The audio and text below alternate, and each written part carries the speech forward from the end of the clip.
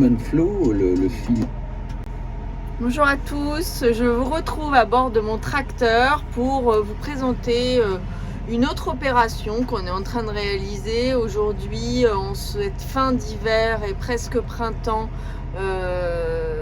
donc un après-midi de février 22. Donc je vous présente notre activité qui est d'épandre du fumier. Voilà. On épand du fumier dans une terre qui va être destinée à une plantation de pommes de terre fécules qui seront certainement plantées vers le 15 avril prochain. Et là on épand un fumier qui est plutôt joli, qui est plutôt bien composté et qui du coup doit être assez riche en azote, phosphore et potasse comme on l'espère. Du coup cet azote, phosphore et potasse, on imagine que ça va jouer pour la plante qui en a bien besoin pour pousser. Et du coup, en quantité, là, on imagine, avec des références qui sont celles qui sont données généralement dans des documents,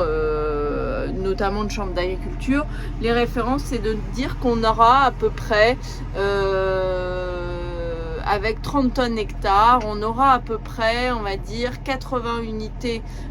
de phosphore et on va avoir à peu près un petit 200 unités de potasse qui vont être apportées rien que par l'apport du fumier, en sachant qu'elle aurait besoin justement de 80 unités à peu près de phosphore et qu'elle a besoin par contre à peu près de 300 unités de potasse. Donc on va venir compléter ensuite par un engrais binaire avec du phosphore et de la potasse, et elle a aussi besoin d'azote, elle en a besoin à peu près aussi à raison de que je dise pas de bêtises, de 130 unités aussi. Du coup,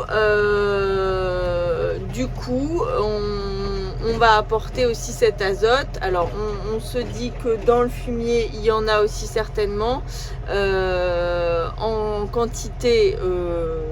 qu'il est difficile de juger, mais globalement, on a aussi prévu d'en apporter avec un apport donc minéral, et ce complément-là, on le fera. On pourrait aussi ne pas le faire, à condition de bien amender nos terres et de faire ces apports de fumier de manière fréquente, en sachant que nous, généralement, les apports de fumier ici sur des terres des Hauts-de-France, en tout cas chez moi, c'est à peu près tous les 3 à 5 ans. Certains agriculteurs vont en apporter bien plus souvent, par exemple tous les 2 ans, lorsqu'ils sont sur des assolements du type maïs, blé, betterave, ils vont en apporter lors de l'année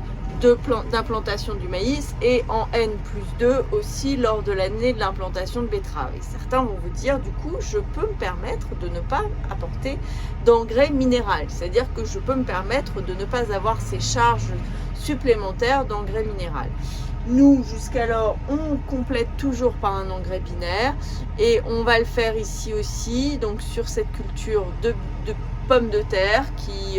a aussi ses besoins et qui est une culture qu'on suit assez précisément dans le sens où elle dégage pas mal de valeur ajoutée, qu'il est donc important de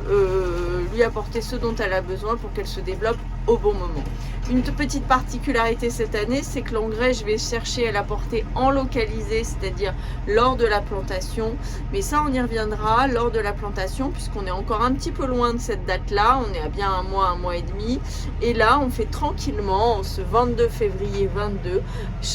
date chargée énergétiquement et qui me permet aussi de vous dire que du coup, en plus d'apporter aux terres, j'espère, une richesse dont elles ont besoin, en ce jour fertile pour nos énergies, pour l'ouverture de nos chakras, et bien j'espère que nous bénéficierons tous de ces bienfaits